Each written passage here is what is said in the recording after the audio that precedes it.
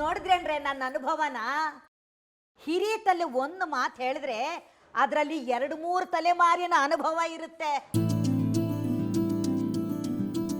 ಜಾಜಿಗೆ ಬರ ಇಡೋದೇ ಬೇಕಾಗ್ಲಿಲ್ಲ, ಕೈ ಹತ್ರ ಬಿಸಿ ಮಗಜಿಕಾಯಿ ತಂದಿದ್ದಕ್ಕೆ ಎಚ್ಚೆತ್ಕೊಂಡ್ಬಿಟ್ಲು.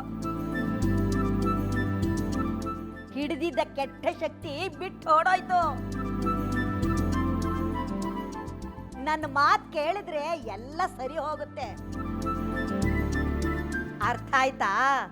ದೊಡ್ಡೋರು ಅಂದ್ರೆ ಸ್ವಲ್ಪ ಮರ್ಯಾದೆ ಕೊಡೋದನ್ನ ಕಲ್ತ್ಕೊಳ್ಳಿ.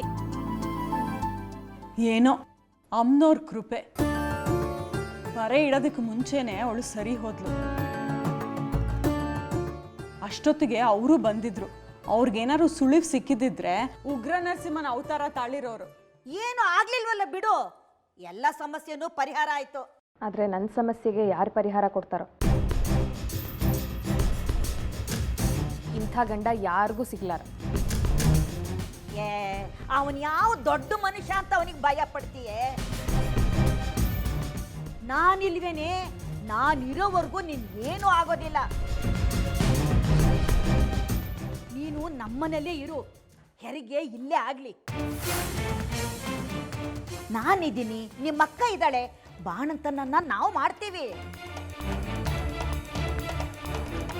ನಿನ್ ಗಂಡ ಏನಾದ್ರೂ ಮಗು ವಿಷಯಕ್ಕೆ ಬಂದ್ರೆ ಈ ಸಾರ್ತಿ ಕೈಕಾಲು ಮುರಿತಾನೆ ವಿದ್ಯಾಶಂಕರ. ಇದಕ್ಕಿಂತ ಇನ್ನೇನೇ ಬೇಕು ನಿನಗೆ? ಅಲ್ವೇನೆ ಲಲಿತಾ? ನೀನು ಒಂದೆರಡು ಧೈರ್ಯದ ಮಾತು ಹೇಳೆ. ಎಲ್ಲ ಮಾತು ನೀವೇ ಆಡಿದ್ಮೇಲೆ ನನ್ನೇನು ಕೇಳೋದಿದೆ?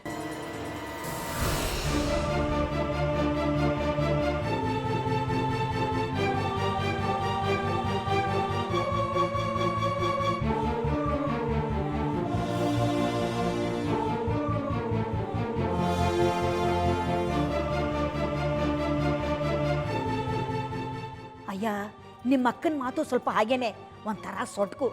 ಯಾಕೆ ನಿನಗೆ ಗೊತ್ತಿಲ್ವಾ? ಬಾಯಲ್ಲಿ ಆಡೋದೆಲ್ಲ ಆಡ್ತಿರ್ತಾಳೆ, ಮಾಡೋದೆಲ್ಲ ಮಾಡೇ ಮಾಡ್ತಾಳೆ. ನಿನ್ ಕಂಡ್ರೆ ಅವಳಿಗೆ ತುಂಬಾನೇ ಪ್ರೀತಿ. ನೀನೇನು ಬೇಜಾರು ಮಾಡ್ಕೋಬೇಡ. ಇನ್ಮೇಲೆ ನೀನು ಇಲ್ಲೇ ಇರು ಅಷ್ಟೇ.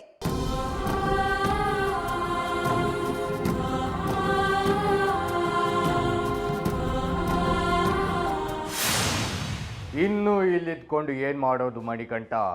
ಕಟ್ಟು ಗಂಟು ಮೂಟೆನ ಹೋಗೋಣ ನಮ್ಮ ಜಾಗಕ್ಕೆ. ಹಾಗೆ ಕೇಳ್ತೀರಾ? ಹಿಡಿದ ಕೆಲಸನ ಯಾವತ್ತೂ ಅರ್ಧಕ್ಕೆ ಬಿಟ್ಟೋರಲ್ಲ ನೀವು. ಛಲದಿಂದ ಎಂತೆಂಥ ಸಾಧನೆ ಮಾಡಿದ್ದೀರಾ.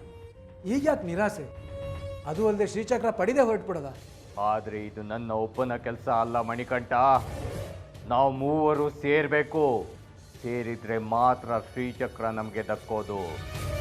ಈಗ ಮೂವರು 3 ದಾರಿ ಆಗಿದ್ದೀವಿ. ಎಲ್ಲಿ ಶ್ರೀಚಕ್ರ? ನಾನೊಬ್ನೇ ಇನ್ನೇನ್ ಮಾಡ್ಲಿ? ಇನ್ನೇನು ಸಾಧ್ಯ ಇಲ್ಲ. ನಡಿ ಹೋಗೋಣ. ಒಬ್ನೇ ಅಂತ ಯಾಕೆ ಅನ್ಕೊಂತ್ಯಾ? ತ್ರಿಕಾಲ ಭೈರವ ಕಾಲರುದ್ರ ಸಿದ್ದೇಶ್ವರ ಕಡ್ಕಿ.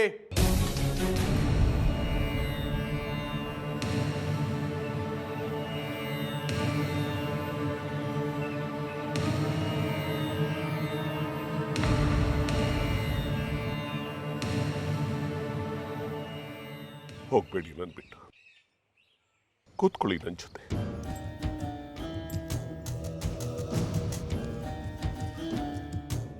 ತುಂಬಾ ನೊಂದು ಬಿಟ್ಟಿದ್ದೀನಿ,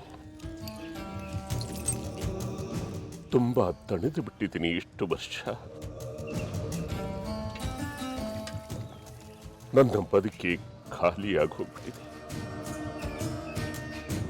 ನನ್ನ ಪಾಲಿಗೆ ಯಾರೂ ಇಲ್ಲ.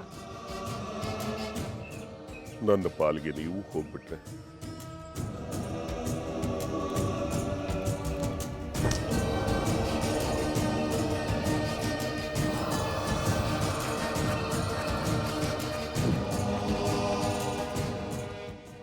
ತಿಳಿದವ್ರು ನೀವು.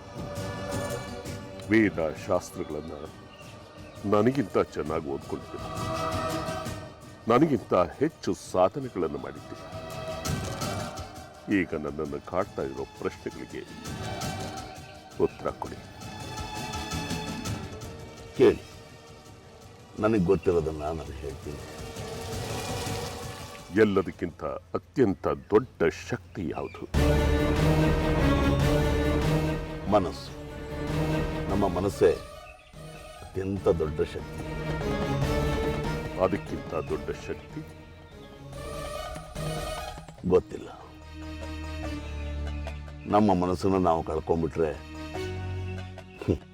ಆ ಅಮ್ಮನವರೇ ನಮ್ಮನ್ನು ಕಾಪಾಡಬೇಕು.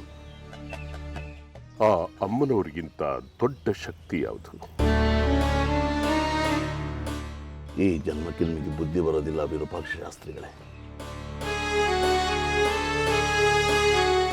ಹೇಳಿ ದೇಶಿಕರೇ, ನೀವು ಪ್ರಕಾಂಡ ಪಂಡಿತರು, ನಿಮಗೆ ಗೊತ್ತಿರುತ್ತೆ ಅಮ್ಮನವ್ರಿಗಿಂತ ದೊಡ್ಡ ಶಕ್ತಿ ಯಾವುದು ಇಲ್ವಾ? ಮಾತಾಡಿ ದೇಶಿಕರೇ, ಮಾತಾಡಿ. ಅಮ್ಮನವರೇ ದೊಡ್ಡ ಶಕ್ತಿನ? ಅವ್ರಿಗಿಂತ ಮೀರಿದ ಶಕ್ತಿ ಬೇರೆ ಯಾವುದು ಇಲ್ವಾ? ಇದೆ.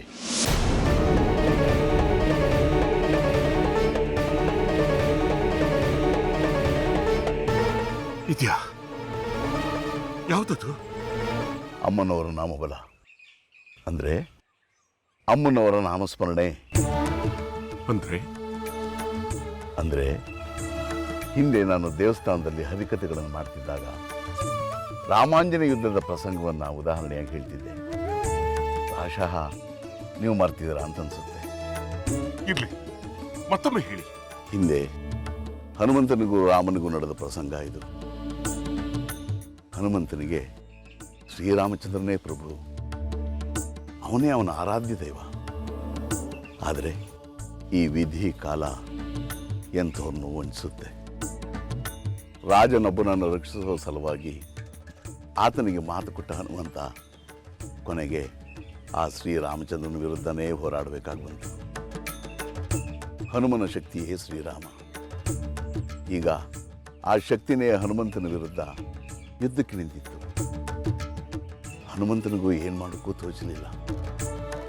ಹನುಮಂತ ಹೇಳ್ತಾನೆ, ಶ್ರೀರಾಮಚಂದ್ರ, ಇನ್ನು ಹಂಗ್ಯಾಕೆ ನನಗೆ, ನಿನ್ನ ನಾಮದ ಬಲ ಒಂದೇ ಸಾಕು ಅಂತ ಹೇಳಿ ಶ್ರೀರಾಮ ಸ್ಮರಣೆ ಮಾಡ್ತಾ ಅವನ ವಿರುದ್ಧ ಯುದ್ಧಕ್ಕೆ ನಿಲ್ತಾನೆ. ಶ್ರೀರಾಮಚಂದ್ರ ತನಗೆ ಗೊತ್ತಿರೋ ಎಲ್ಲ ಶಸ್ತ್ರಾಸ್ತ್ರಗಳನ್ನು ಪ್ರಯೋಗಿಸಿ ಕೊನೆಗೆ ಹನುಮಂತನ ಮುಂದೆ ಸೋತು ನಿಲ್ತಾನೆ. ರಾಮ ಹನುಮಂತನಿಗೆ ಶರಣಾಗಿ ನಿಲ್ತಾನೆ. ಜಗತ್ತಿಗೆ ಇದೊಂದು ಪಾಠ. ಶಾಸ್ತ್ರಿಗಳೇ, ಅಮ್ಮನವ್ರನ್ನ ನೀವು ಎಷ್ಟು ನಂಬ್ತಿರೋ, ಅವರ ನಾಮಸ್ಮರಣೆಯನ್ನ ಎಷ್ಟೆಷ್ಟು ಮಾಡ್ತಿರೋ, ಅಮ್ಮನವರು ಅಷ್ಟಷ್ಟು ನಿಮಗೆ ಸೋತು ಬಿಡ್ತಾರೆ. ಹಾಗಾಗಿ ನಾವು ಯಾವುದೇ ದೊಡ್ಡ ದೊಡ್ಡ ವ್ರತ ಪೂಜೆ ಮಾಡುವಾಗ ಅಮ್ಮನವರ ಹೆಸರಲ್ಲಿ ಕಂಕಣ ಕಟ್ಕೊಳ್ತೀವಿ. ಆಗ ಅಮ್ಮನವರೇ ನಮ್ಮ ರಕ್ಷಣೆಗೆ ಹೊಣೆ. ನಾವು ಕಂಕಣ ಕಳಚೋವರೆಗೂ ನಮಗೆ ಯಾವ ತೊಂದರೆಯೂ ಆಗದಂತೆ ಅಮ್ಮನವರೇ ನೋಡ್ಕೋತಾರೆ.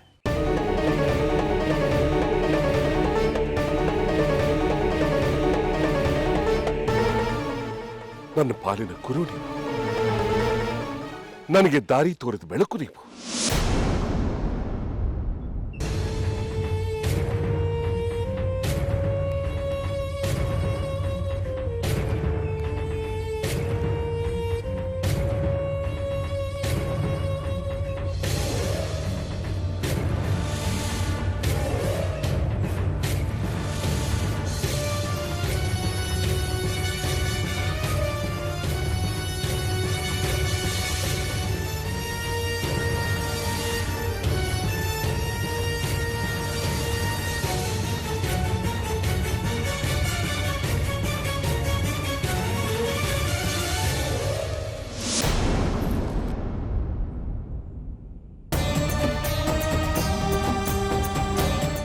ನಾವೆಲ್ಲ ಒಂದಾಗಿರೋಣ.